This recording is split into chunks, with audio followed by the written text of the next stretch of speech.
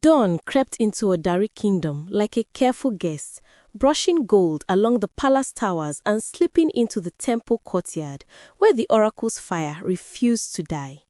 The air was gentle, yet the ground carried a strange hum, as if the earth itself held its breath. High Priestess Omoseon felt it first. A shiver moved across her skin, not from cold, but from the sensation of being watched by something ancient. She leaned over the sacred bowl, where the surface of the water swelled without wind. Shapes formed, dissolved, then formed again, as though the future was wrestling with itself. "Not again," she murmured, the words barely smoke on her tongue. The fire cracked, the water stilled, and then the voice rose. It wasn't a single voice. It was layered, thousand-fold, the kind that makes the bones remember they are dust borrowed from the earth. The king must marry another before the queen's womb can open to life. The words drifted upward, wrapping themselves around the pillars, the rafters, the dawn itself. Omoseun staggered back, one hand pressed against her chest. It felt like being handed a sword she had no wish to hold. A prophecy like this was tinder in a kingdom famed for its delicate peace. At that same moment, King Orodon stood on his balcony, watching the palace gardens stare awake. He looked every bit the monarch carved into coin and story. Broad-shouldered, steady-eyed, crowned not just in gold, but in the trust of his people. Yet the one thing he desired most remained painfully out of reach: a child. He heard the soft footfall of his chief advisor behind him. "My king," Edewo said, bowing slightly, "the high priestess requests an urgent audience." Orodon turned slowly. Urgent from the oracle temple was rarely a blessing. "Now?" "She insists." The king nodded, though something inside him tightened. He sent for Queen Adesuwa before he left. If fate was shifting, she deserved to stand in its light with him, no matter how blinding it might be. Queen Adesuwa arrived wrapped in soft indigo, her presence serene but with an undercurrent of quiet steel. Her smile for the king was tender, though it faltered when she saw the concern shadowing his face. "You summoned me? I want you by my side." She studied him quietly, then placed her hand in his. Together, they crossed the courtyard toward the oracle temple, the sky above them blooming into bright morning, as though daring the day to remain ordinary. When they entered, the smell of incense clung thick in the air. High Priestess Omoseon stepped forward, her expression pulled taut by reluctance. "My king, my queen," she bowed deeply, "a message has come." "Speak," Orodon said. Omoseon hesitated. Her gaze flicked to the queen for a fleeting second, and that alone made Adesuwa's heartbeat stumble. "The spirits reveal that the queen will bring forth life," she began. Adesuwa's breath caught. Hope, sharp and pulsing, rose in her chest. But Omoseon's voice thinned into a trembling thread. "It will only happen if the king takes a second wife." The words struck the chamber like a hidden drumbeat. Adesuwa's fingers tightened around Orodon's hand before they quietly slipped away. The king's jaw locked, his breath sharpening as though punched by an unseen force. Silence filled the temple, thick enough to bruise. Adesuwa finally spoke, her voice steady but carrying the quiet ache of someone balancing between love and destiny. "Is this certain?" she asked. "The spirits were unmistakable," Omoseun replied, lowering her eyes. Orodon stepped back, shaking his head as if the prophecy were a physical blow. The idea felt like betrayal wearing the mask of duty. He had sworn to Adesuwa that she would be his only queen, but the kingdom needed an heir, and he loved his people almost as fiercely as he loved his wife. The temple torches flickered, staring long shadows that stretched toward them like curious children. Adesuwa stood still, spine tall but heart quaking. She felt the prophecy settle around her shoulders like an invisible cloak, heavy with traces she never asked to carry. Outside, the palace bells began to ring the morning call. A sound so familiar, yet it felt strangely altered, as if the day itself knew something had shifted. The king, the queen, and the high priestess remained locked in a fragile triangle of fate, and above them, the words of the prophecy echoed silently, refusing to fade. For life to enter the world, another must enter the marriage. The kingdom's calm had cracked, and nothing that followed would be simple. The palace breathed with an unease that no drum, no flute, no cheerful chatter could drown. Servants moved like drifting shadows, their eyes tracing the queen's passage with hushed worry. Rumors curled through corridors like restless smoke, though no one dared speak them aloud. Queen Adesuwa walked steadily through the hall of ancestral crowns, her feet gliding across polished stone that had witnessed centuries of royal triumphs and tragedies. Today, the walls seemed to lean in, listening. Her ladies-in-waiting followed a careful distance behind, their silence trembling with unspoken questions. Adesuwa raised a hand, dismissing them gently. She needed air untouched by expectation. She stepped out into the courtyard garden, where hibiscus blooms flared like tiny suns. The fragrance should have lifted her spirit. Instead, she felt her heart folding in on itself, origami made of vows. A second wife.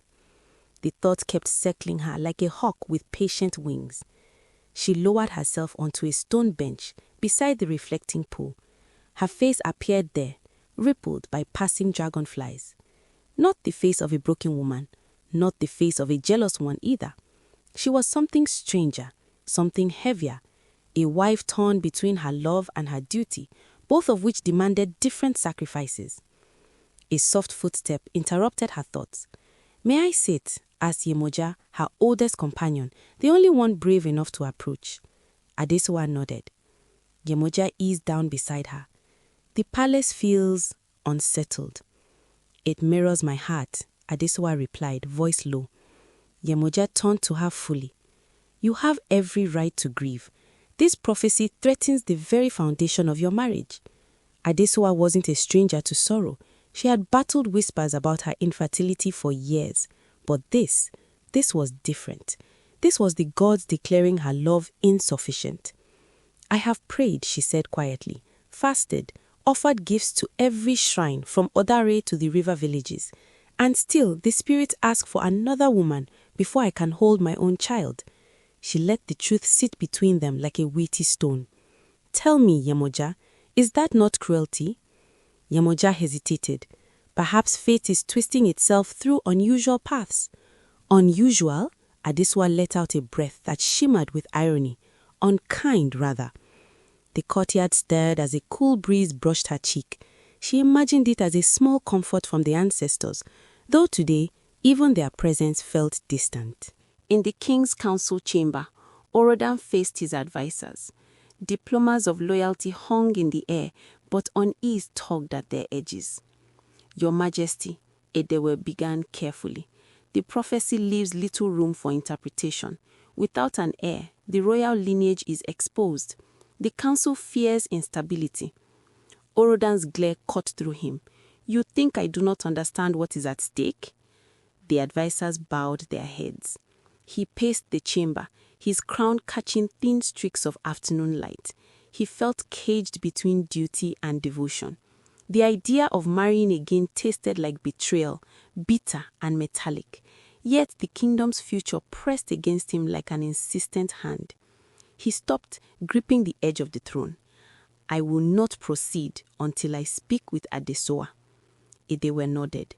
The queen's blessing would settle the hearts of the people. Orodan thought of her steady gaze, her quiet strength, her laughter that once warmed even the sternest palace guards. He knew asking her to accept another wife was akin to placing fire in her palm and asking her to carry it gently. Still, he had to face her. When he found her in the courtyard, the sun was already sliding toward evening. Gold spilled across her features, softening the tension in her shoulders. "Adesowa," he said gently. She rose, bowing slightly. "My king." "Do not call me that when we are alone," he whispered. "You know it builds walls." Something flickered in her eyes. "Perhaps we need walls now." He reached for her hand, but she withdrew her fingers before he could touch them. "Adesowa." She looked at him then, truly looked, as if scanning the boy he once was beneath the king he had become. "Tell me you will refuse," she said quietly. "Tell me love is enough." The air tightened. He opened his mouth, but the truth clung to his throat like vines. She stepped closer, her voice steady as a lantern's glow. "I will not beg you to choose me over the kingdom. I know your heart and I know your duty." Her tone wavered just slightly. "But allow me time. Let me breathe. Let me find the shape of this new life before we carve it into stone." Orodan nodded slowly. "You shall have all the time you need." But the oracle's prophecy had already begun to spread beyond the palace walls. The kingdom did not move slowly, and destiny, once set in motion, rarely waits for human hearts to catch up. Adesowa gazed at the fading sky, feeling the weight of an unseen storm gathering over her life. Though sorrow pressed hard, her spine remained tall. She would not crumble. Not yet. But deep inside, a spark began to smolder, quiet and fierce. The next morning, the whole palace felt different. Even the guards walked more quietly, as if afraid their footsteps might break something important in the air. King Oroden sat in the council hall, thinking hard. He loved Queen Adesowa. He wished the prophecy had never been spoken, but he also knew the kingdom needed a child who would one day lead. When Edewo, his advisor, entered the room, the king looked tired. "We must begin the search," Oroden said softly. "If this is the only path to save the kingdom, we must follow it." Edewo bowed. "Yes, my king." Word soon spread among the palace workers. The king would look for a second wife. But he did not want to choose just anyone. He wanted someone kind, strong, and able to bring peace rather than trouble. So he called 3 trusted messengers. Each one was known for bravery, honesty, and a good head on their shoulders. He gave each a task. "You will travel to the northern villages," he told the first messenger, Kande. "Look for families known for their wisdom and calm hearts." "You will go to the river towns," he told the second messenger, Bisi. "Ask about women who are gentle but brave." "And you," he said to the third messenger, Daran, "will visit the western clans. Listen for anyone the people call blessed or favored by the ancestors." The 3 bowed deeply. They knew their mission was important for the whole kingdom. Before they left, the king added, "Treat everyone with respect, and do not bring back anyone who does not wish to come.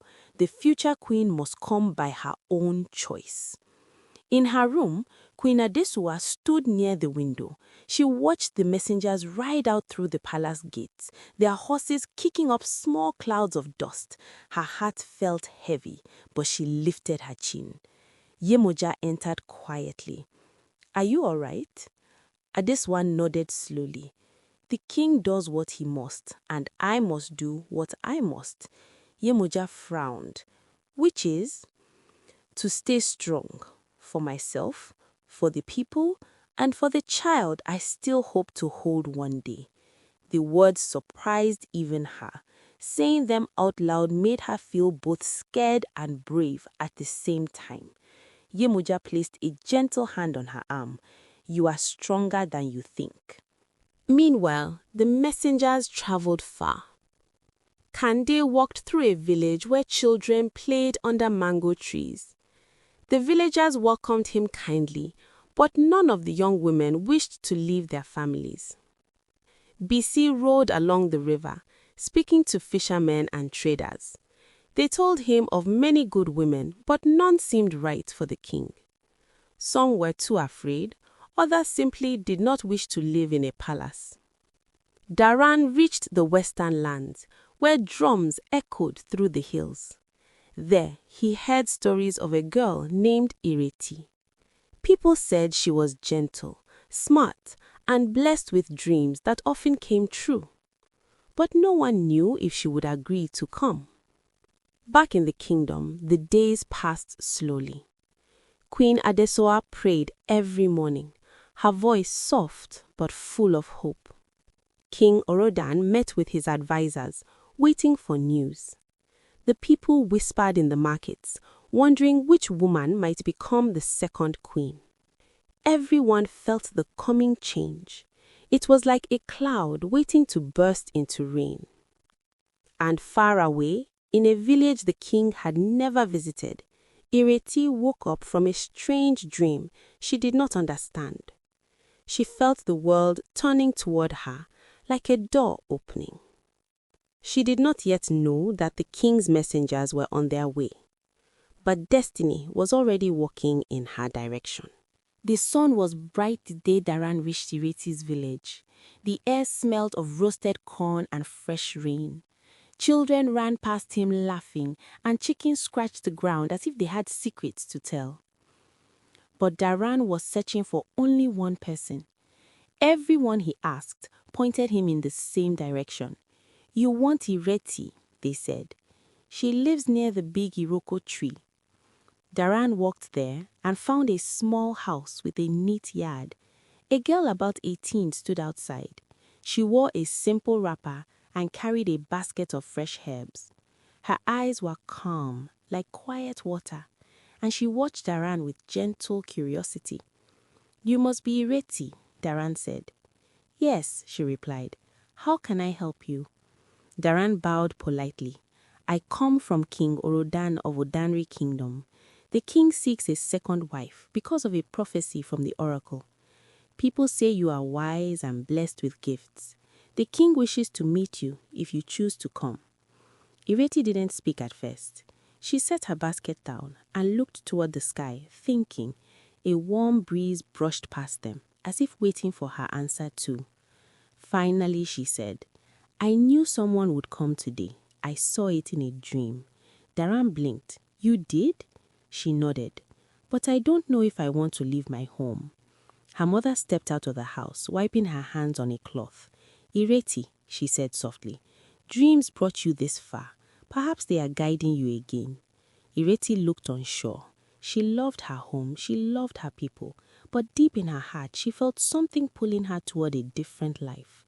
"I will go," she said at last, "but only to meet him. I will not promise more than that." Daran smiled. "That is enough." Their journey back to the kingdom took 3 days. As they traveled, Ireti felt both excited and nervous. She wondered what the king was like. She wondered what the queen was like too. She wondered if she was truly meant to be part of their lives. On the morning of the 4th day, the palace towers rose before her like tall, quiet giants.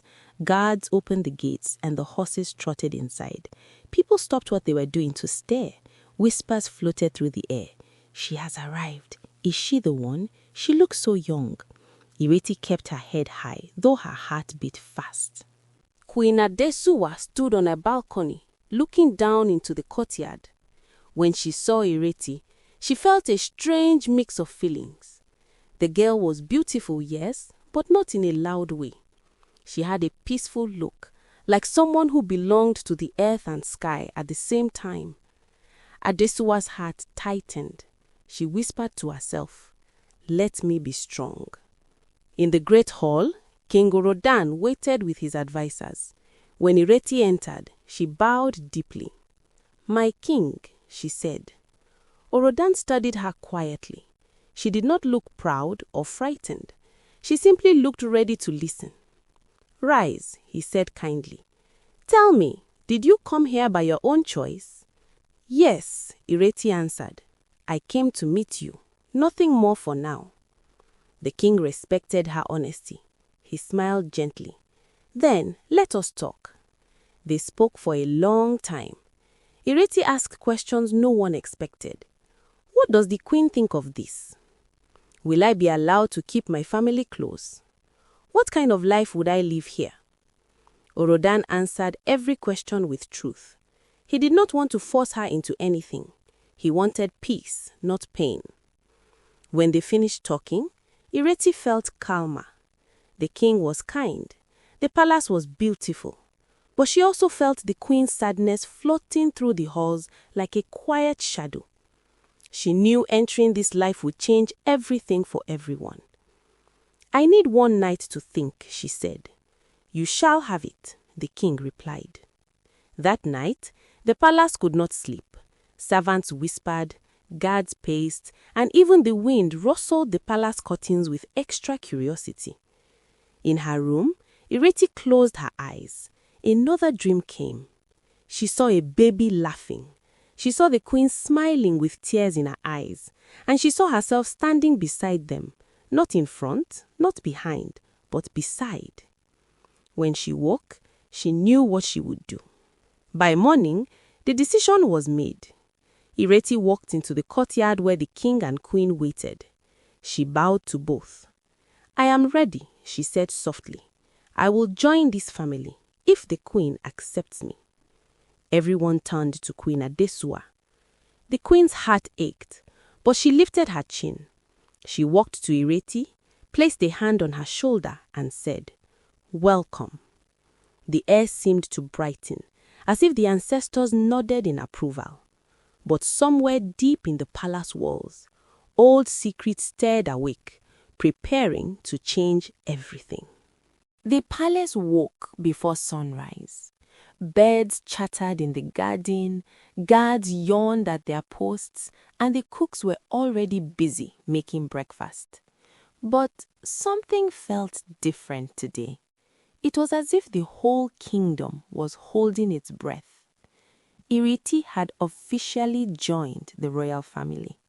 The people greeted her kindly, but they also watched closely. Some were excited, some curious, and some worried about what would happen next. Inside the queen's chamber, Adesowa sat quietly at her dressing table. Her eyes looked thoughtful but calm. She had welcomed Ireti, but her heart still felt heavy sometimes. Accepting a second wife was not easy, but she reminded herself every morning, this is for the future. This is for the child I have prayed for. A soft knock came at the door. Enter, she said. Ireti stepped in, carrying a small bowl of fresh fruit. Good morning, Queen Adesowa. Adesowa smiled gently. Good morning, Ireti. There was still a little awkwardness between them, but there was also growing respect. They spoke kindly, walked together in the gardens, and tried their best to understand one another. Slowly, the palace felt less tense. Days turned into weeks. The two women shared meals, laughed sometimes, and prayed together in the temple. The king watched them with hope in his eyes. He wished for peace between them, and bit by bit, the peace began to bloom. One quiet morning, Queen Adesowa woke with a strange feeling. Her body felt warmer than usual, and her heart fluttered with a mix of fear and excitement. She sent for the palace healer. The healer arrived quickly and checked her carefully. She placed a hand on Adesowa's stomach, closed her eyes, and took a deep breath. Then she smiled. My queen, you are with child. Adesowa gasped. Tears filled her eyes as if she needed to hold the joy in place. Are you certain? She whispered. Yes, the healer said. The spirits have blessed you. Adesowa covered her face, crying softly. Not tears of sadness, but tears of wonder and relief. Her heart felt like a lantern glowing bright. Call the king, she said shakily. Call him now. King Orodan ran into the chamber. "Adesua, what is wrong?" But when he saw her glowing smile, he stopped. His eyes widened. "You?" he asked. She nodded, tears shining like morning dew. "I am with child." The king sank to his knees beside her, laughing and crying all at once. He held her hand gently, as if she were made of light. "This is a gift," he said, "a gift the kingdom has waited for." Adesua leaned her forehead against his, whispering a quiet prayer of thanks. Later, Ireti entered the room, hearing the news from the palace servants' excited voices. She paused at the doorway, watching the king and queen smile at each other. When Adesua saw her, she opened her arms. Ireti stepped forward and the queen hugged her tightly. "Thank you," Adesua whispered. "Without you, this blessing may not have come." "Then it is a blessing for all of us," Ireti said softly. The three of them stood together, their hearts lighter than they had been in many months. Weeks passed, and the queen's belly began to grow. The palace was full of music, prayers, and happy chatter. Even the birds seemed to sing louder. One night, when the moon was full, Adesua felt the first sharp pain. The midwives rushed into her room. The king paced outside, his hands shaking. Ireti stayed beside the queen, wiping her forehead gently and whispering calming words. After many long hours, a newborn cry filled the room. The baby boy had arrived, strong, alive, healthy. The king rushed in, eyes shining brighter than the moon itself. Adesua held the baby, smiling through tired tears. Ireti stood beside them, her own eyes full of joy. The baby wrapped his tiny fingers around Adesua's thumb. She looked at him and whispered, "Welcome, my little miracle." The prophecy had come true.